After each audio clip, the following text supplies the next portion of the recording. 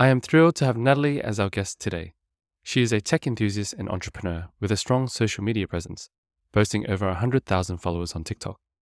Through her accounts, she provides honest reviews of technology, including AI, as well as practical use cases for business owners and creators. Natalie has a wealth of knowledge in business automation, marketing, cool no-code tech, and AI tools. Everyone, please help me welcome Natalie. Hi, Nat. How are you today? Very good, Kevin. How are you going? Good. Some technical difficulties at the Yeah. beginning, but we got there. Just constantly frozen in smile face. Hopefully that'll all sort itself out later. Hey Nat, I appreciate you taking the time for this. I've been following your journey for maybe over the past year, and your content is so good. So that's why I wanted to connect with you, and hopefully you can share some golden nuggets to the audience. Do my best. And let's begin with your story. How did you get into business automation and TikTok marketing? So I started with business automation, not because I was intending to, but out of necessity, because I had a tea business that I was running, and after having kids, it was really hard to run the business by myself. It was like just a one woman show.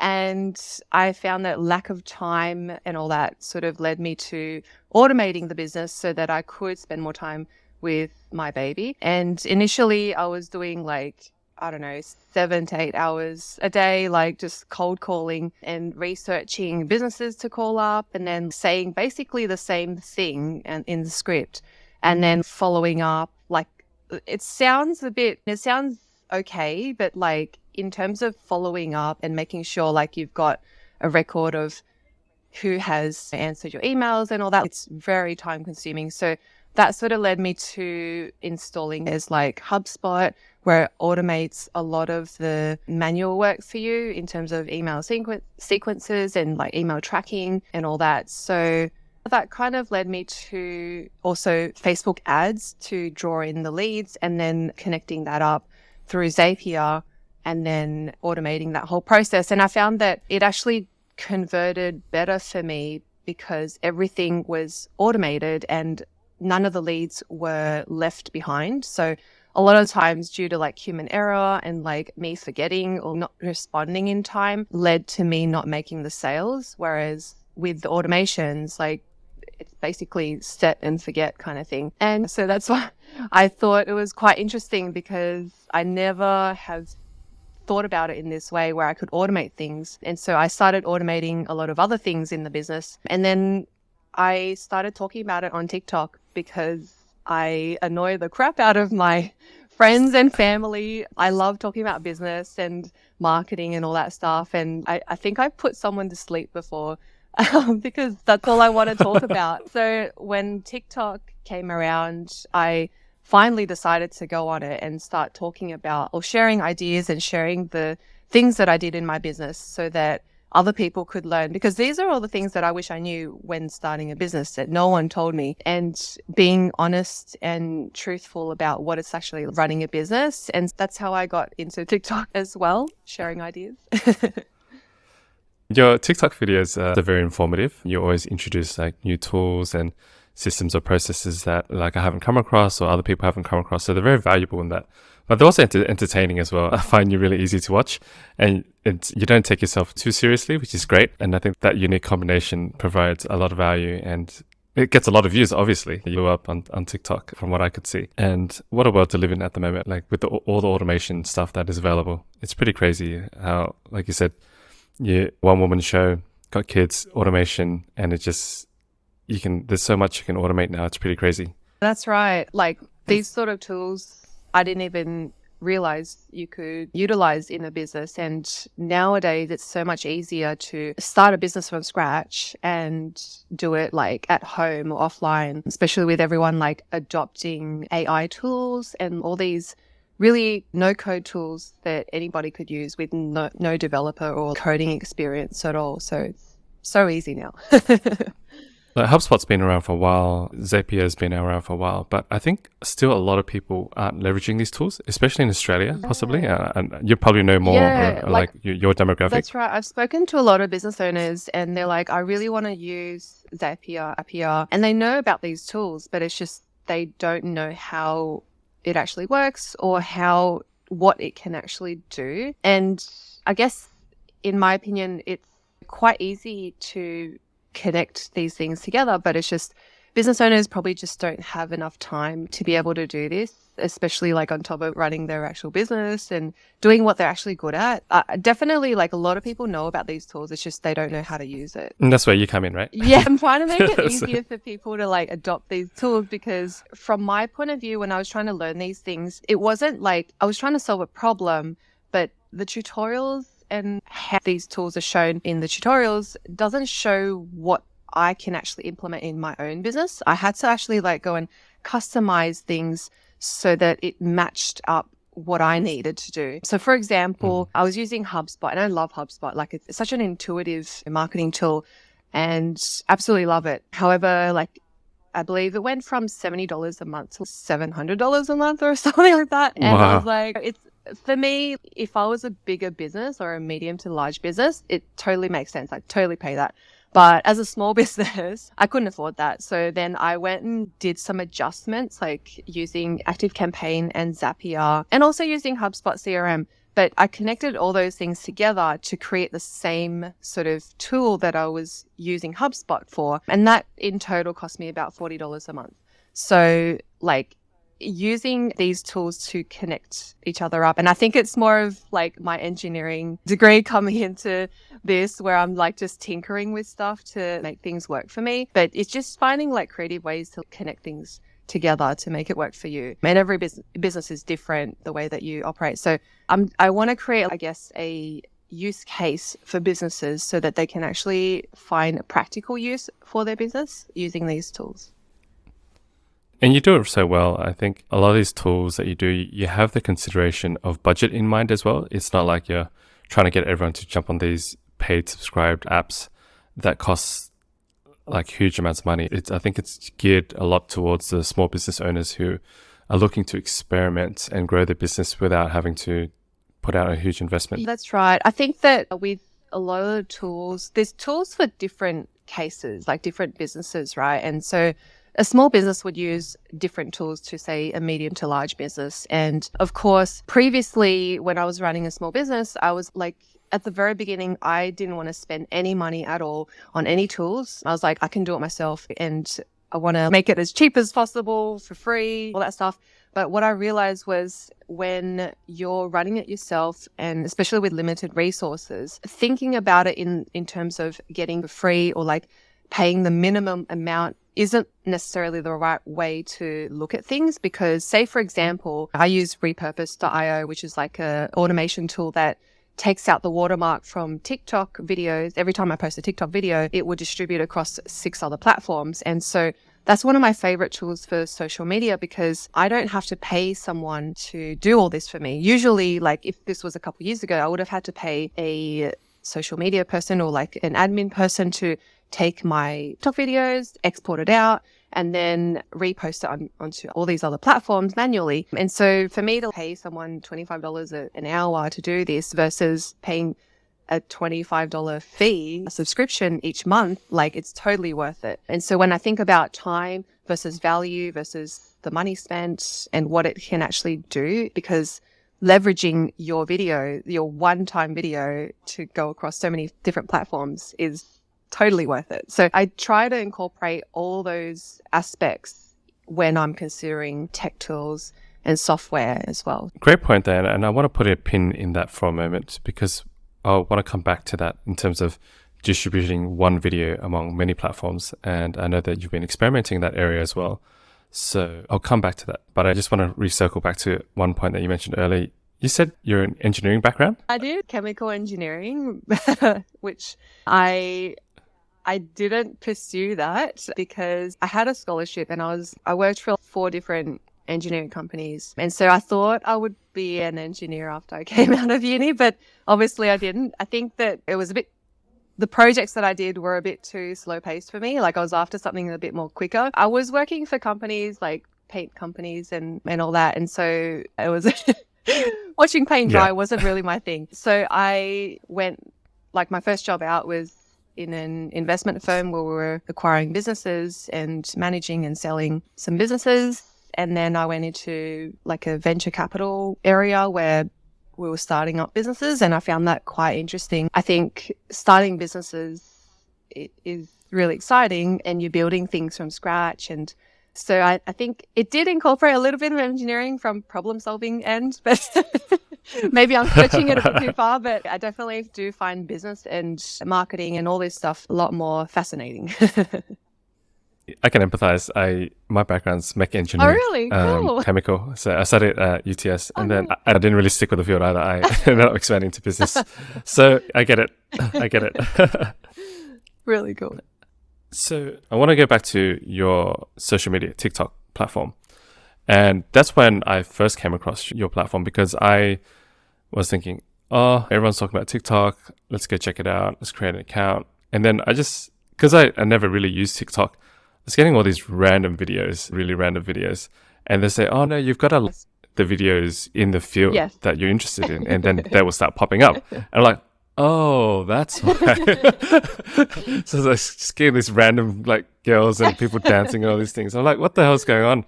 No wonder it's like TikTok is trash. But no, but then once you go down certain rabbit holes, you're like, okay, what's like I have an interest in business. I look at business and AI and tools and all these things. And then your feed came. I was like, hey, she's got some really good feeds. And then I noticed how like obviously your following has blown up on TikTok. And my question for you is, was there a pivotal moment for you when your social media started blowing up? Was there a certain shift in content that you decided to make, or it got shared somewhere, or whatever it may be, that it just hockey sticked after that? I wouldn't say my TikTok has blown up so much, but there was a moment where I went from like 100 or so followers to 10,000 because I did one video and it was about how I stole a competitor's database. And that got a lot of views and a lot of controversy because people were like, oh my God, like how could you steal someone's database? And the funny thing is I didn't technically do that, but it was just the way that I like positioned the heading, or that made people go, oh my God, that's such a shocking thing that you could do. Because actually I did a video before that about this exact same tool, but I just said that, hey, you can look at the website's previous pages, even if they took it down, which didn't get many views, but like the one that I did after that, exactly the same tool, but it's just that I said that I stole someone's database, that it blew up, and I got a lot of haters, but I also got a lot of followers from that. And so that's when I built that audience that, you know, supported me throughout even till now, and gave me the momentum to keep doing those videos, because I was doing like the videos for a while and getting nowhere kind of thing. No one was really seeing it, but it wasn't until that point that started to go from there. That is a very catchy title. And I did watch that video, by the way. I just do competitive stuff. Because it's interesting, right? Because it's also useful. They might go, oh, it's unethical or whatever, but it's important to see where they're at. Like, first of all, it's important to do research on your competitors, right? And then secondly, after that, is to see how are they doing in terms of building their audience, or how they're building their database, or how they're building their consumers. Because retargeting ads is essentially a similar space.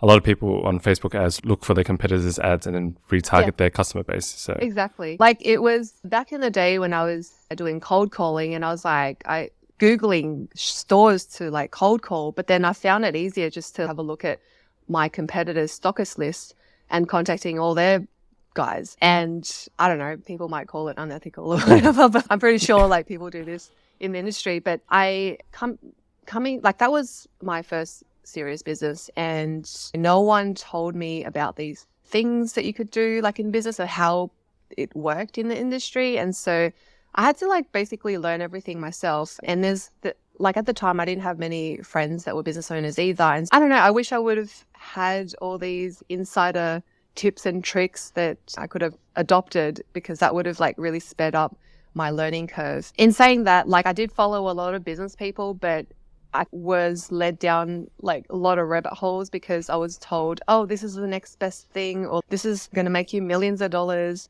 But it was really in the interest of that particular person or the gurus. And so I wanted to be more honest in the way that I like give out tips and tricks, because not every advice is for everyone. And I want to try to say, hey, if you're in this position, you should do this, but not this. Right, Just to help right. people, guide people in the right direction.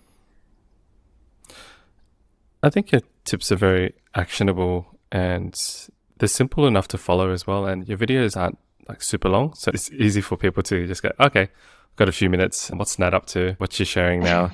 And there's always different things you can take from it. But they are great insights from someone who's obviously tested it before. And it's like a shortcut or a hack almost that people can go, oh, you can do things smarter that way. That's right. I think that especially on TikTok, you want to share short, actionable tips and tricks that people can actually do. Whereas I've started on YouTube where I want to go into more detail about how to actually use these tools and softwares, because a lot of my followers are like, how do you actually implement it? So it's great to show people what these tools can do, but actually like implementing it is another story as well. Let's get into that actually. So I see that you're expanding across different platforms. First, I saw you on TikTok, and then I saw that you created an Instagram account, and then now YouTube as well. Can you share your experience with trying to grow an audience on other platforms? And we can even circulate back to repurpose.io, how you're initially using one video to distribute against many platforms. Like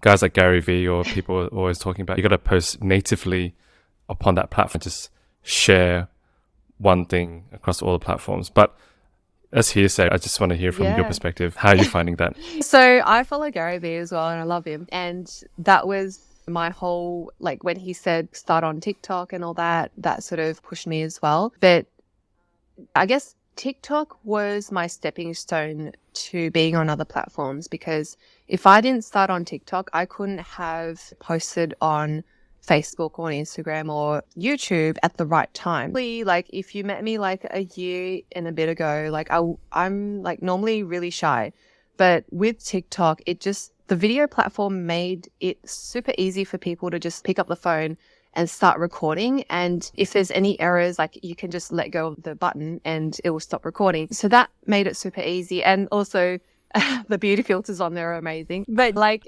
that, and also the actual content on TikTok, I found quite different to Instagram and Facebook and all that, because it was very raw and very unedited videos where people were telling the truth and honest, being super honest, compared to Instagram where everything's picture perfect. You got to be like, pretend everything's all great and stuff, which I wasn't really into. And so even though I did do Instagram for my tea business, it took a lot of time because you had to make everything look nice. But on TikTok, I found that when I started doing Brand Nat, talking about my business tips and stuff, and being super honest in that point, in that context, I gained a lot of true audiences that followed me because I was being genuine, and that's why they wanted to follow me. And it was much easier for me to create content on there because I was being myself. It's also very liberating to not pretend. I think that TikTok has also trained us to become better marketers, because you have to create content that grabs attention immediately. And a lot of the times I found that if you try and sell something on TikTok, people just swipe. So you have to become clever about how you position your content so that it doesn't come across as salesy, but also actually giving value to your audience without expecting anything in return. So when I started to do these videos and I pushed it out to all these other platforms, in particular Facebook Reels, I think I grew like 10,000 followers in 1 to 2 months, because I just repurposed my old TikTok videos onto Facebook. And at the time, I was at the right place at the right time when Facebook was really pushing these videos out, because I think if I did it a month earlier or even 2 or 3 months earlier, it wouldn't have gained much traction. But it was just in these 1 to 2 months that it really pushed out. And for example, like I pushed out some videos on TikTok that only got 3,000 to 4,000 views on it. But when I pushed it out onto Facebook, it went to 700,000 views, which was crazy. Like some of the things that I didn't get many views on TikTok blew up on Facebook. And it was quite interesting because I gained more qualified leads and clients off Facebook than I did from TikTok, which is really interesting. But I think that if I didn't do TikTok, I wouldn't have been able to grow on Facebook either. So it was my stepping stone. However, for 2023, I want to be focusing more on YouTube for longer form content, because I think that there's a lot more leverage I could take advantage of on YouTube in terms of being able to create a long form content and slicing that up and putting it onto TikTok, which gives me more leverage, as well as creating content on YouTube for monetizing on ads and potential sponsorships and all that. I think that's a great way to go for yourself. And I can see and appreciate how you've used one platform to build an audience, and then you're using that as a stepping stone to then use this, like essentially the same content to then leverage into other platforms and grow that as well. I think, and sorry, I remember your question about how Gary Vee said to create native content for each platform. I agree with this, because obviously if you create native content, and I wish I could, but he's obviously got a team to do that for him. And if I had the team and the time to do this, I definitely would. However, I'm currently still a one-man band for BrandNat. And until I build out a team, fastest way and the best use of my time currently is to just repurpose it out, because it doesn't hurt to use that same content and repost it out, because if you don't do this, the other alternative is to do nothing at all. And so I think that's a better option. And the thing is, I would rather focus on one platform and get really good at it before I actually move on to another platform. Because if you're spreading your focus out onto so many different platforms, you could potentially get nowhere and spend all this effort and time to have it wasted. So that's why I focused on TikTok first, because I found that it was everything currently that is a trend on TikTok eventually goes out to other platforms a couple days later or 1 or 2 weeks later onto Instagram or Facebook. So TikTok, if you go to the initial source, which is TikTok, then you'll find it a lot easier to push this out to other platforms because you're first. Yes. And since we're on the topic of TikTok, with your experience, and I know you shared a few points for the audience already in terms of creating shorter videos, but valuable and not asking for anything in return, like don't try to sell, these kind of things. Are there any other tips that you would like to share or could share for the audience in terms of creating some sort of success or engagement for the audience? So what I tell with my clients when they come to me for TikTok marketing and creating content is your intention behind your video. So always, when you create a video, always think about who your target audience is and what they would view as valuable, even if it means you're not selling your actual product or putting your product in their face. Like, for example, when I was selling tea, I didn't always sell, here's my tea, buy it kind of thing. This is the marketing that you do on Facebook and Instagram, which is totally different. On TikTok, I did videos like, this is how you use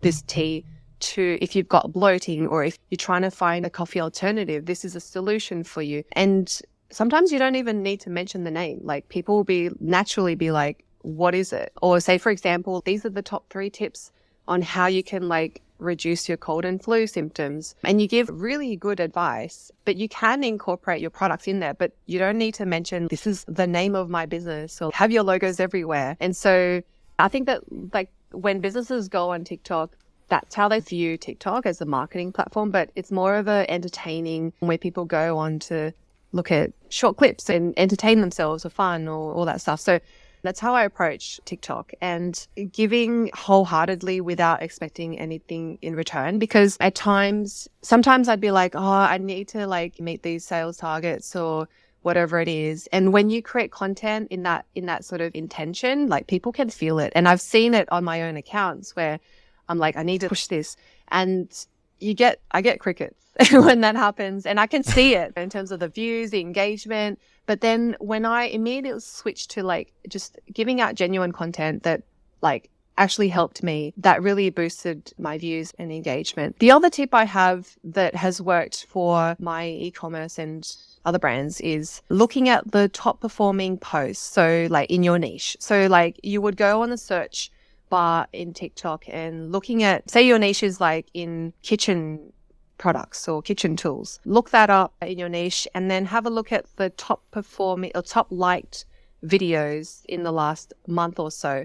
and have a look at all the videos that are top, that got the most likes, the most engagement, and have a look at their structure in their videos, how they created the videos. It might have been things like, here are the top 3 hacks that you could implement straight away, or what the things I would do that I wouldn't do as a interior designer or something like that. So looking at the structure and the way that they create the videos, you can replicate this on your own videos and then see how that goes. Because quite often when I've done this, because it's trending and TikTok likes to push these kind of trending videos, that'll get you and at least put you on the map to when you get started. That was a great one. I watched and followed your advice on that one. I'm also in the coffee industry, and so I was looking up coffee, and then there were all these ASMR / like video coffee videos, and it was really nice tunes and just people making coffee, and that was really cool. I thought, I could leverage that. I could do something similar to that. So I proposed it to the team. I was like, hey guys, what do you think about making some ASMR videos with coffee? And they're like, oh, okay, we'll see how we go. And I'm still waiting to know. Definitely ASMR. I didn't get it at first. And I was like, that's what it is. Definitely people are into that. Let's get into more meatier tools for business automation. Or we spoke about HubSpot earlier, Zapier, a bit of repurpose.io. Do you have any other favorite automation tools that you like to use or recommend? One of the most used, the one that I do, because I do a lot of like online meetings and stuff, is TLDB, which is, it records your video and it transcribes it. So currently, I don't think there's any other app that does this for Zoom and Google Meets, which I use. So it's quite handy because like sometimes I take down lots of notes, but I found that when I use this app, I don't have to take down any notes. I can just go back to it and copy and paste the transcription, which makes it a lot easier. And I think that my clients and people that I talk to on these calls also appreciate it as well, because they don't have to take any notes. So it definitely saves a lot of time, and it's a very simple tool, but definitely a really good time saver there. And I'm into all that time saving stuff. Yes. It's pretty crazy where AI is moving at the moment. Like with a lot of similar tools that have been released open source in terms of summarizing videos, like summarizing your YouTube video or podcast, or like the one that you recommended was to transcribe like your meetings. But now the tools that I was showing, like for example, by assembly.ai, you can just copy and paste a YouTube or a podcast link or whatever. And it just, not only does it transcribe, but then you can also get like chapter summaries or like headline topics or sentiment analysis and all these things. And it's pretty crazy, but it's cool. Absolutely. I'm really excited to see what they come up with next, because all these tools are like things that you had to do manually and takes up so much time. But like, it's pretty crazy the type of tools they're coming out with, like the Synthesia, where you can like create a video, a talking person or avatar that you can script out the whole thing for them and they'll say everything you want them to say. So you don't actually need to be on camera to do training videos and all that. And now with like DALL-E, where you can write a text and it'll create an image or a picture of exactly what you wrote in the text, is pretty amazing. So, and I see that in this particular industry, a lot of existing softwares utilizing things like copywriting AI in, say, for example, Klaviyo. They're using like an email software. They're using things like that copywriting tool where you can generate headings, like email headings, subheadings and stuff like that for you as well. So pretty exciting. I'm also quite active in that space in terms of research. And there's this other thing that came out recently by OpenAI as well. It's called ChatGPT. Have you heard of that? No, I haven't. What's that? ChatGPT. So it's like so a lot of these copywriting based apps were all based off GPT-3, right? Which is and so ChatGPT is like the next version that they're releasing. It's like almost GPT-4 in a sense. And it's talking about no code that you mentioned earlier. You could technically tell them to write me an app about this, that includes this and that. And it will just, and write it in Python or Java or whatever. And it will just list it all out for you. Yes. and complete it. And so, I've seen a lot of those app creating tools, like app builders and stuff like that. And it's pretty crazy. Like I know that one of my friends was trying to build an app, and I think they paid like 40 grand, like for software developers to create an app. But like now you can just create one by yourself, like just drag and drop, and don't even need technical skills. So it's pretty crazy. because apps were so hot before, right? And then everybody wanted to build an app. But if you're not a developer, you're just paying ungodly amounts of money, because any adjustment that you need or anything that you need to change, and if you can't do it and you have to pay someone else to do it, it's just an endless money Yeah, pit. that's right. It's So good news at for least, business yeah. people and stuff.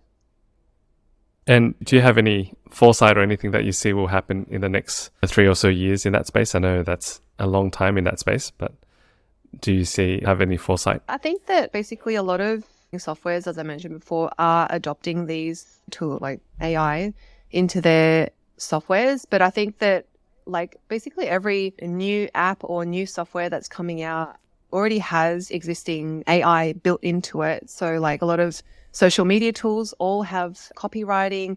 You can generate social media posts off an image. They'll like just scan your whole website for like information and then put it in. I think that a lot of businesses and non-technical people will be able to adopt these AI tools to be able to leverage. And I like to think of it as like a AI as a car. Like people were previously walking to a destination, but now with you can just drive there kind of thing. And I know that a lot of people, like a lot of freelancers were worried about, oh, I'm going to lose my job, or people won't need copywriters anymore and stuff like that. But I view this as more of a vehicle or a tool that copywriters or freelancers can use to be able to do things faster without so much of the manual work that's needed and the low sort of labor that needs to. I guess you can do higher leveraged work using AI because humans know how to think and problem solve better, well, currently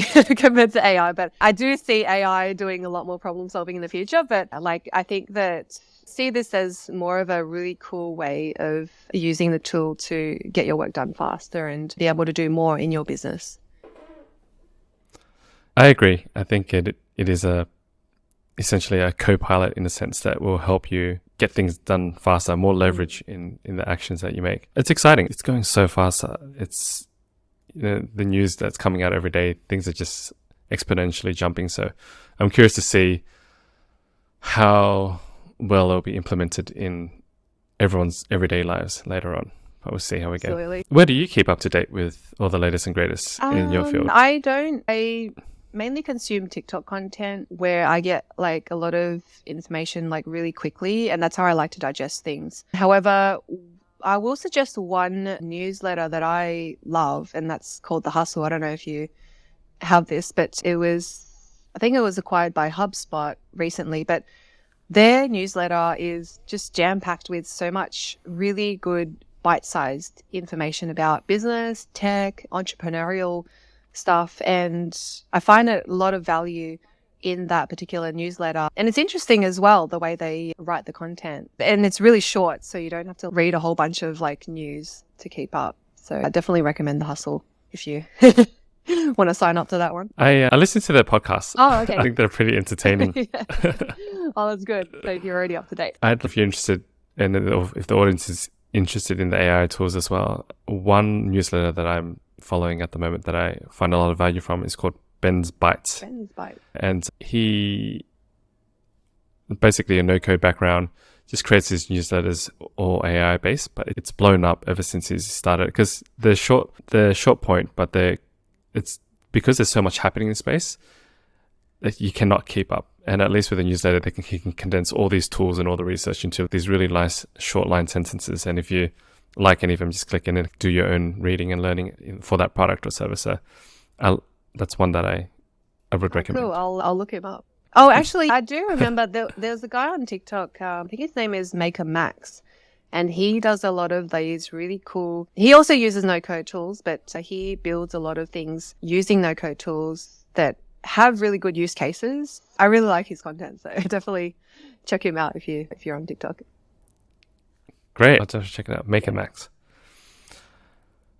All right. I feel like I may have touched on this a few times, but I'm going to ask it anyway. And if you've got something, go for it. What's your favorite productivity hack for entrepreneurs? I don't know if I'd call this a productivity hack, but it sounds really simple, but really hard to do, especially for a lot of entrepreneurs, including myself, because, okay, being super ruthless and clear on the 1 to 3 big goals in life that you want to achieve. And it's, again, very simple, but being an entrepreneur, and I found this a lot with like when I talk to other business owners, they tend to, like, and myself included, want to do so many different things when new opportunities come around, and then you end up like going around in circles because, you know, you want to start all these things sound really good, but being super clear on what you want and just ignoring everything else, because everything else is just a distraction. When you're being clear on the goals, that if a certain task or a certain opportunity comes around that doesn't suit your goals, it's best to just leave it, because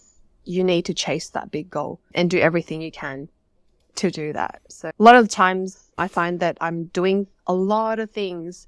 I'm spending a lot of time doing the work, but then I'm not moving the needle towards that actual goal. So that's what I've learned in terms of productivity.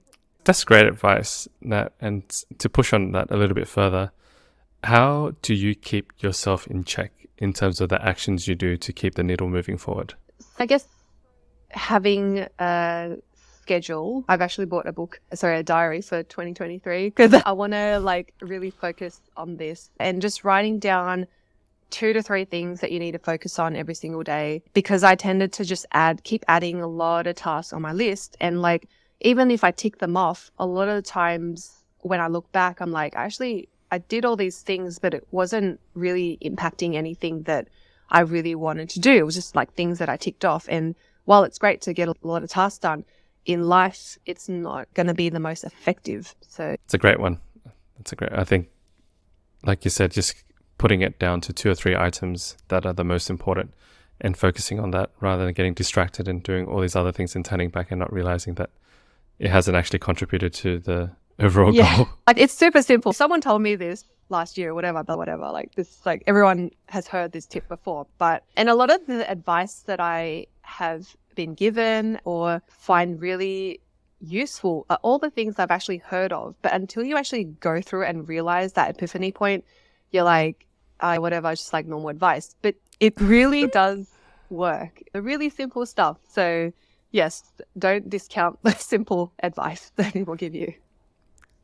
That's true. It's things that we've heard before, but do you actually do it though? Because if you don't, you can't actually have the opinion on it. And I guess we're always chasing the next big hack or the big thing. Even if you pay like thousands of dollars, like what I've realized is the really simple things that you need to do. Like, no one can do it except for yourself. Like, even if you hire a coach for, I don't know, $5,000, which I did. And in the end, you realize that I already knew what I was supposed to do. I just had to do it. So that's a good one. Nat, do you have a favorite failure, and what did you learn from that experience? So my favorite failure is that when I was running my tea business, and for many years, I think up until the last year, I kept thinking that I had to do everything myself and I couldn't let go. So even the packing of the tea and delivering of the tea, I was like, I have to do this myself because no one can do it better than I can, packing tea. It's like, I don't know why I thought like that. It's pretty crazy. And I don't think I'm the only one that thinks this, because one of my friends who sold like really nice candles, the best ones, she was like also in the mentality of, I have to make the candles myself. And that's I think the issue with a lot of startups, especially in the handmade kind of industry. A lot of women are in this space, and I think they get stuck because they're trying to do everything. And again, like this has been said in the industry. A lot of people know this already, but I really didn't want to grow a team. Like, I didn't want to hire anybody because I thought it was more work than to train someone up, and like a lot of mistakes and all that stuff. But when I finally thought I was going to close down my business because I was like, it's getting out of hand and I can't fulfill these orders, my husband was like, this is like crazy. Like, why are you shutting down your business? Because I lost passion, because I was like, I hate packing tea. It was like, why don't you just outsource this? So I eventually did, because the issue that I found was every time I did marketing or like ads and stuff and I got like lots of sales, I'd have to stop everything and then go and pack the orders. And then it was a very stop and start kind of thing, which it wasn't working. And I was really hating it because every time I'd get a sale, I'd be like, ah, damn it, I have to ship it out. When I finally hired someone, it was a big relief. Like someone could actually take care of the inventory and the packing. And these are all the things that I hated that were also very low value. Sorry, like, how do I say it? You could pay someone an hourly rate versus the value that I was giving in terms of doing the ads and marketing, which is a lot higher value add, which I should have been focusing on from the start. But because of that limiting belief that I had to do everything myself, that kept me from growing. When I approach things, as soon as I have the SOP or like the like manual written down, I can pass this on to someone else. And that's the mentality that I have now, like just to hire someone or like to outsource this as soon as possible when it makes sense, of course. I agree with you with that, because a lot of people in the crafts space, like anything craft based, is you're an artist and it's your hard work putting things together and you just don't want anyone else to touch it because it's what you do is perfect. Exactly. And it's really hard to scale like that. And it's hard because like the entrepreneurs or the startups behind it, I don't think they see it from that point of view. Like it's until you actually pass that realization of scaling, it's a bit hard to see in hindsight. Yeah. And it's interesting, like you said, you're actually getting busier, but then that's the point where you wanted to close up. And then your husband is like, what are you doing? You're actually getting busier and now you want to close? It's crazy. Like when you look back, it's what the hell? Because it's like you said, you're getting busier, but you're busier doing things that you don't like doing as well. Like you're not only doing the things that you're good at. And so because of that, I can understand that over time it just grates at you and then you feel like, nah, I just don't want to do this anymore. Yeah. The other thing I realized was it was funny because I actually did outsource stuff, but it wasn't the packing. I outsourced the marketing, which I spent lots of thousands of dollars on happily, thinking that they could get me the results. But it was funny because once I took over that part, I made more. And then it was just a really funny way that I was thinking, like marketing and sales, definitely something that business owners should be taking over as opposed to like the packing side of things or the fulfillment of the actual order. Great. Okay.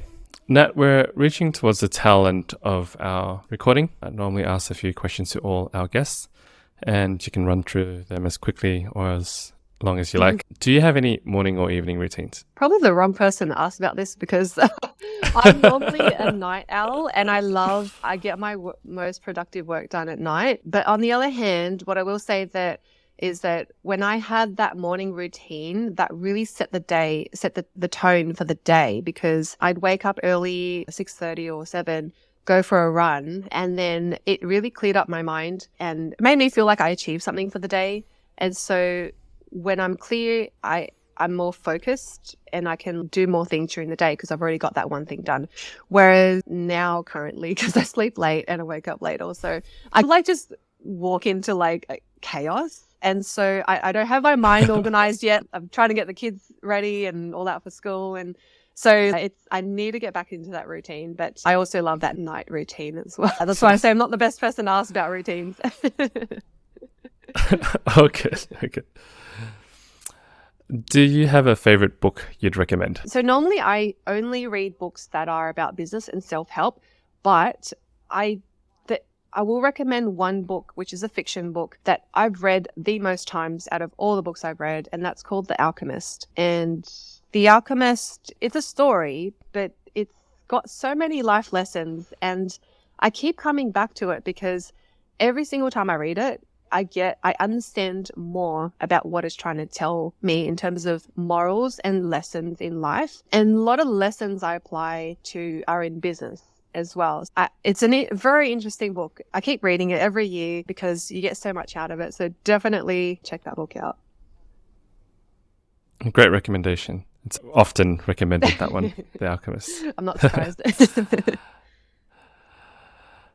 Are there any new beliefs or behaviors that have had a positive impact in your life in the recent years? I think that this year I have learned one important lesson, and that is to spot opportunities and also the time wasters. When I was in corporate, I had the mentality, and this is the mentality that you have when you want to move up the ladder, is to say yes to everything, take on more tasks, get noticed by the big bosses and all that stuff. But in business and in life, I found that with successful people, they have really good focus on what they want, like the actual goal that they have. And this is what I was saying before, is that you need to be clear on your goals. And if something doesn't, like a new opportunity comes along and it doesn't match up with your goals, you can immediately recognize that and say no. So the problem that I had before was I said yes to everything. And everyone that came through, especially when I started Brand Nat, they were like, oh, I've got a really good business opportunity, or I want to partner with you on a new company, or stuff like that. And I'll be like, oh, this is really cool. I've never been approached in that way before. And so waste all this time researching and talking to people about new business opportunities. But in the end, it was really an opportunity for them. And I didn't see that coming into it because I was a bit naive in that sense. But now I'm like recognizing, is this actually something that I say yes to because it aligns with my goals or not? Because if it doesn't, then say no immediately and just cut it off there, because otherwise it's just a distraction and you're just going to spin your wheels again. And the same goes for things like sponsorships where people like trying to lowball you. I know now that the ones that lowball you are usually the ones that are time wasters that expect like the world from you as well. And so now I just say no. It's just a clear cut, and it just makes life a lot easier and you get to where you want to go a lot faster. I'm still learning, but something that I learned this year. That reminds me of a video you put up. I think it was a website or something that kind of shares how much you should be earning from, or something like that. I was like, oh, wow, really? Because I don't follow that one, but I would love to charge that. I might try that next time. Maybe all in USD. Yeah. If you could only send one single line of SMS text to yourself 5 years ago, what would it be? Be clear with my ikigai, which is being clear on, and ikigai means finding the cross point of your passions, what you're good at, and where people would actually pay you money for, and if there's demand for that particular skill that you have. And I didn't realize, I thought you only had to find one of them, but finding all four of those that cross path is your ikigai, and it just makes things a lot easier for you to follow that path if you can do all those four things. So being clear and finding that is probably something that I was told myself 5 years ago. And finally, Nat, how could people reach out or learn more about everything that you do? Probably at the moment, at Brand Nat on TikTok is probably the best place where I post out most content. However, later on, be sure to follow my YouTube channel at Brand Nat as well. No worries. I will put everything in the show notes for people to follow. Otherwise, thank you so much, Nat. I really do appreciate your time. There's lots of golden nuggets here. I'm going to have to look through all of these and replay it a few times just to get all the nuggets that you have. And there's so much I could splice out of here for clips for people to look into. And I'll make sure to tag you and share it back to you. Thank you so much, Kevin. It was a pleasure to speak to you and your audience as well. Thanks for tuning in, everyone. I hope you enjoyed the show. All the links to the show notes will be available at kevinleesocial.com, spelled KEVINLY. Conversely, if you have any interviews that you'd love to recommend, please send it over to kevinleesocial@gmail.com. I'd love to connect. Thank you. Until the next episode.